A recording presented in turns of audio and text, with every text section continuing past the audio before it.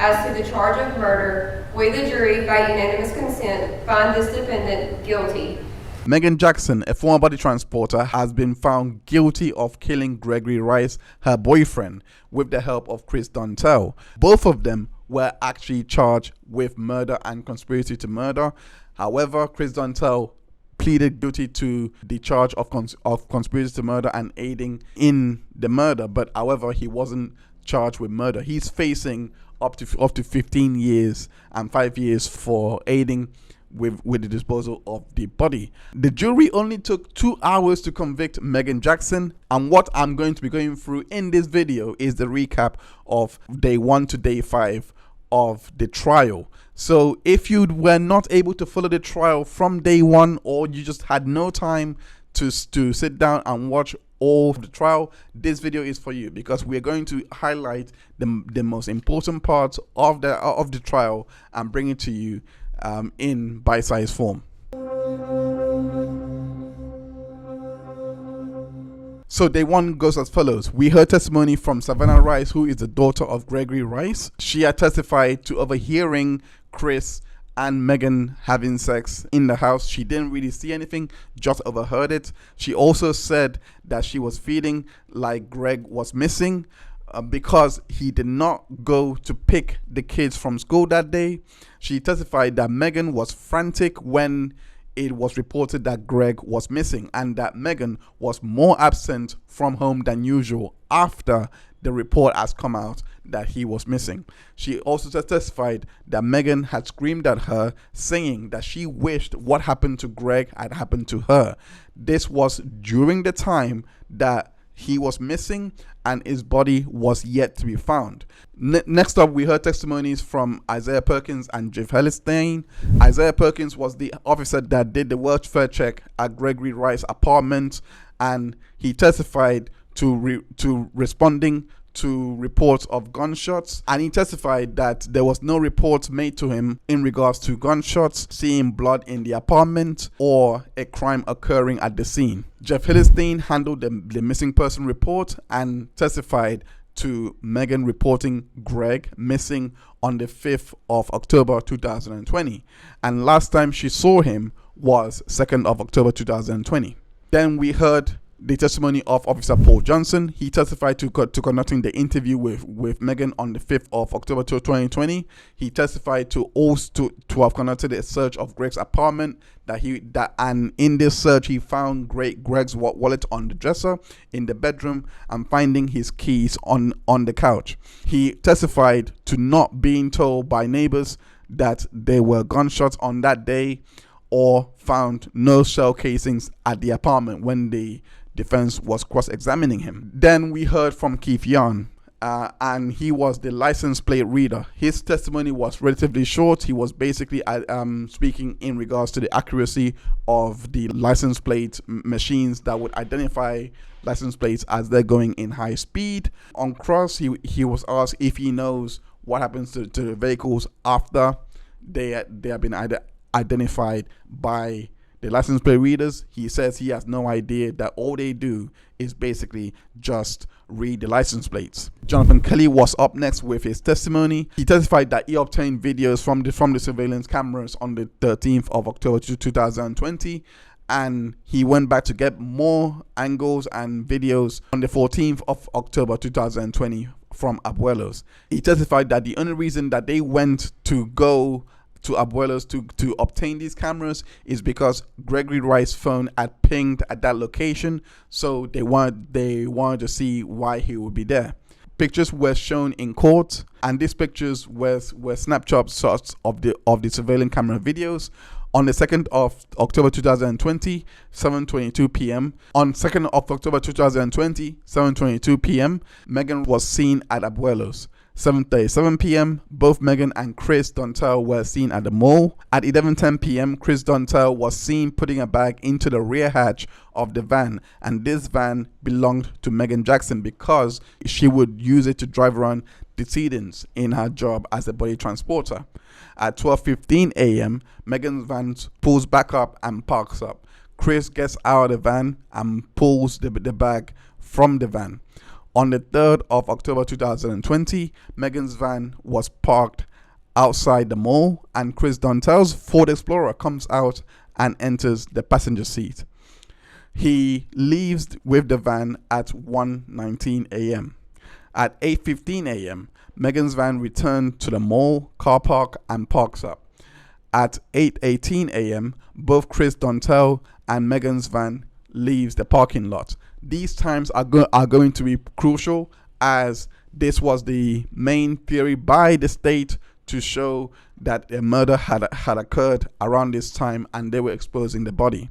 On cross-examination, the defense were asking the investigator that the shuffling of vehicles was because they were engaging in an affair and didn't want others to find out. Jonathan agrees that that could be a reason why they were switching vehicles. The defense also tried to argue that because there was no report of gunshots at Greg's residence, that it will be unlikely that gunshots occurred. However, Jonathan Kelly pushed back on this and says that the reason why there might be no report of gunshots is because they would probably infer that it's just because of the shooting that usually goes on in the community. With this answer, you can get the idea that the reason why Meagan will pick this location to kill is because of the fact that it is used to, and a lot of gunshots occur at that property. We're going to hear more testimony about this later on. The next witness to testify was Sue Soul, and she was the person that found the body on the river on the 8th of November 2024, and she says that she has no first-hand knowledge of how the tarp got there. It was a pretty relatively quick testimony. Then we heard from Captain Eva Wilson, who did the autopsy of Greg and recovered the body. She testified that he looked mummified and no large holes or lacerations to his head. She also testified that Greg was shot 22 times based on his wounds, but on cross-examination, it was found that the wounds were so deteriorated from being in the water for 4 years, so it wasn't certain how the wounds would have been created if they did not find bullet casings in the wounds. So that was all of day 1 testimony. Now on to day 2. On day 2, the first witness that was up was Gregory Ermitteln. He was the senior investigator, and he testified to examining the bullets that were collected from the autopsy. On this day, a lot of madness happened because the defense tried to move for a mistrial, arguing that Horry County had no jurisdiction over the crime scene, so they had the wrong venue, but this was denied. After the mistrial was denied, the state basically cleared up all facts, and it was established that Marion County had asked Horry County to process the crime scene. The next witness to testify was Adam Skelet, and we got to hear probably the most craziest moment of this trial for a witness who was just identifying Chris Dontell and Meagan Jackson. He basically was asked whether the area was considered a crime scene. Is there a crime scene? At that time? At any time?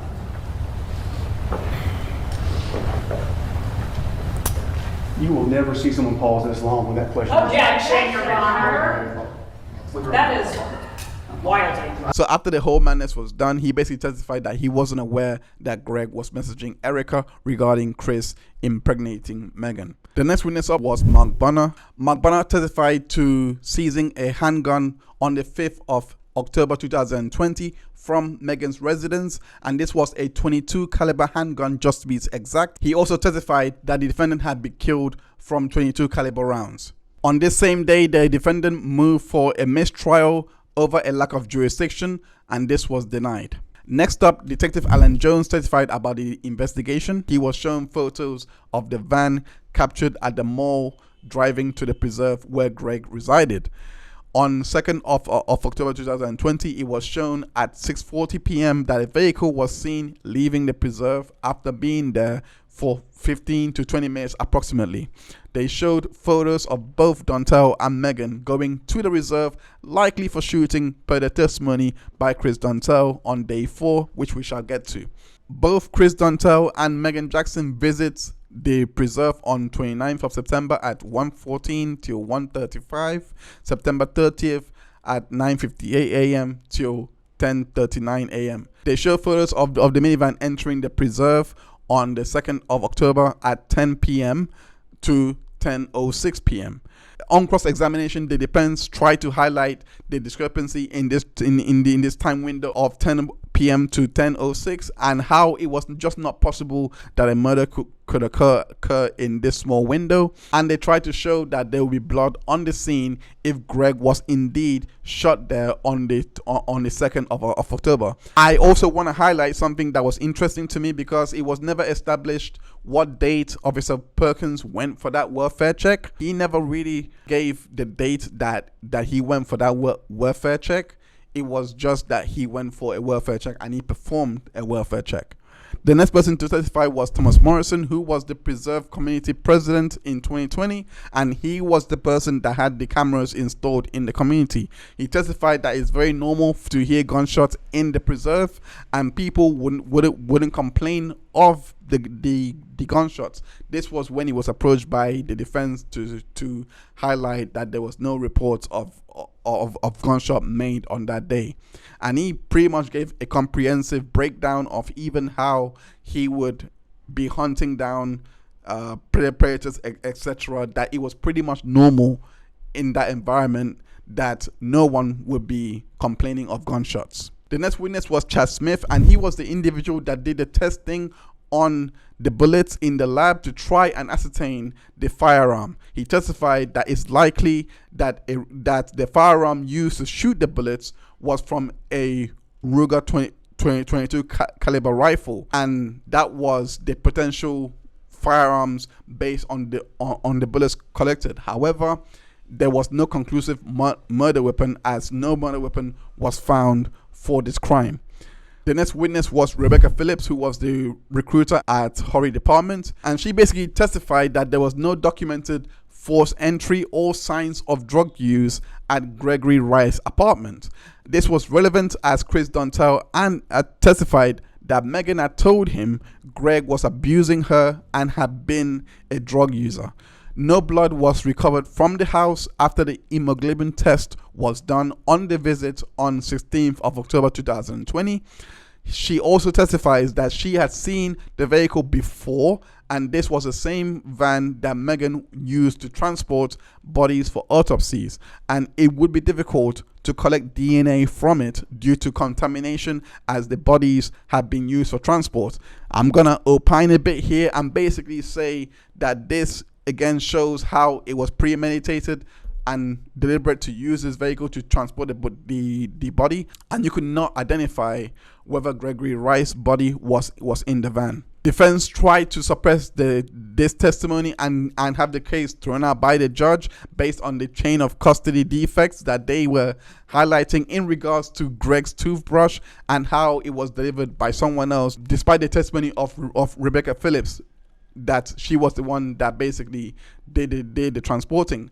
However, all of these were denied, and it was basically remedied, as Rebecca Phillips testified that all she did was collect the toothbrush and the SLED team had transferred it. The next witness was a relatively short witness, and this was Dr. Taurine Hodges. He basically came to testify that Greg was a patient at his dental practice, and he had transferred the dental records to law enforcement. Now on to day 3.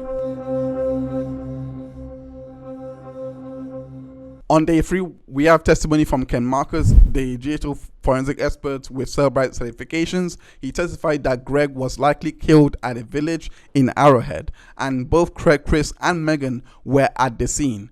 He says that he knows both of them due to the work that they do as coroners. He went through the cell tower activities and the phone activity for each and everyone's devices. He noted that Rice received a phone call from Meagan at 9:45 p.m.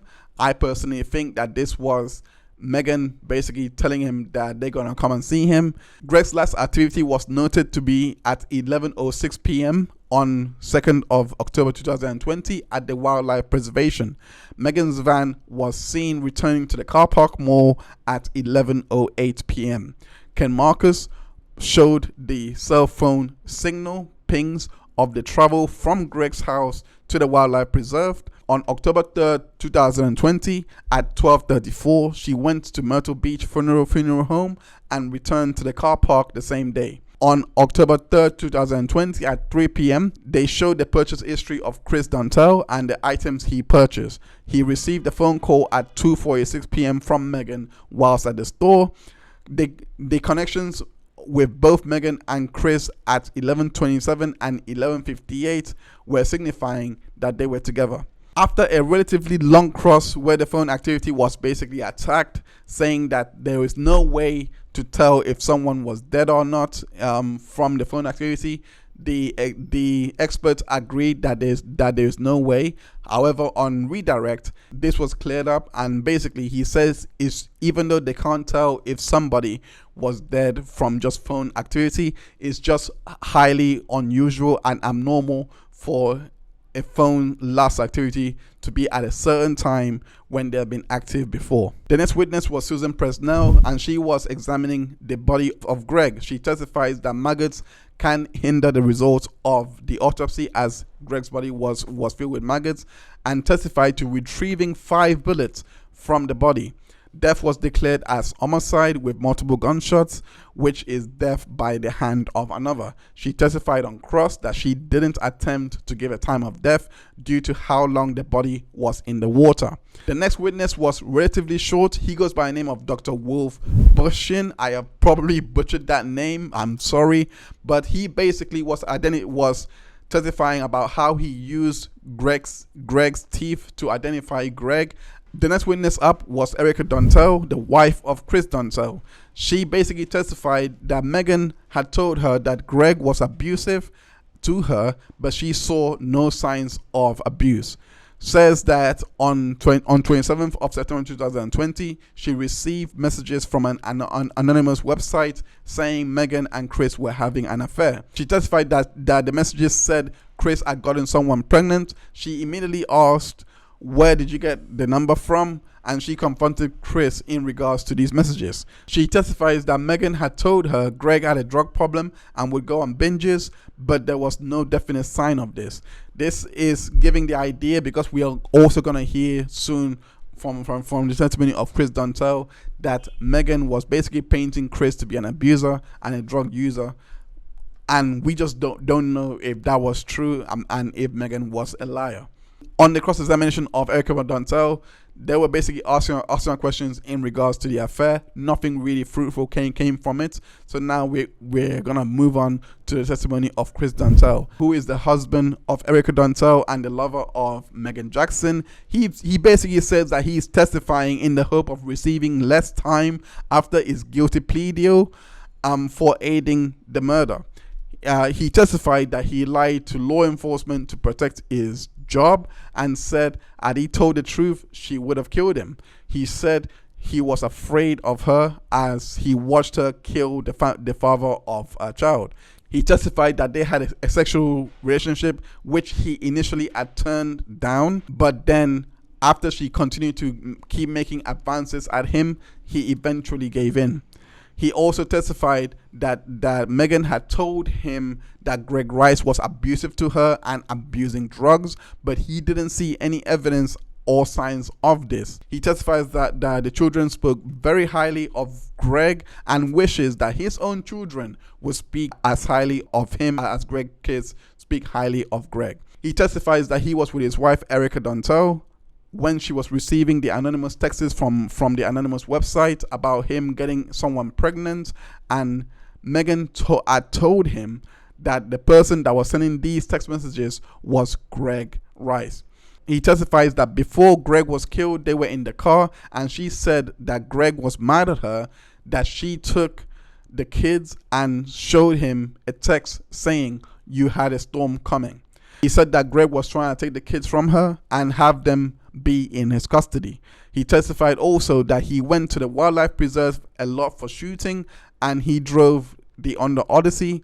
He testified that both him and Meagan Jackson went to the wildlife preserve a lot, that she would drive her Under Odyssey and he would drive his Ford Explorer, and they would go shooting a lot. And he also testified that they went on the 2nd of October 2020. He also testified that he didn't want to go to Greg's apartment on that day because he just wanted to stay out of the drama, based on the fact that she was telling him that he was abusing her, but she continued to persuade him, and lo and behold, they went. He testifies that both of them went to Greg's apartment, and when they were there, she basically told them to pull up, don't be awkward, and proceeded to go and shoot him. All of this in his presence. He testifies that they started treating him like how they would embalm any other body. He testifies to Meagan making a comment of, "This is going great for you. I'm having a miscarriage and Greg is dead. This is going great for you." And he proceeded to get rid of the body.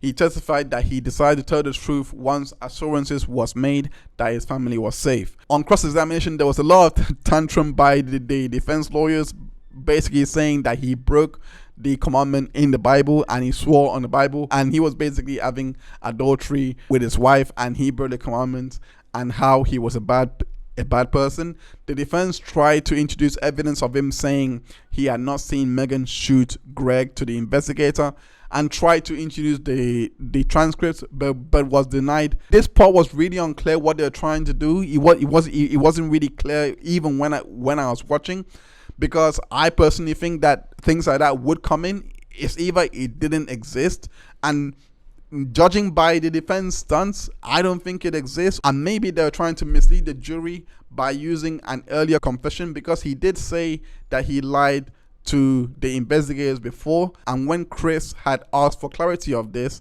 the defense was not really clarifying when or what time period this was made.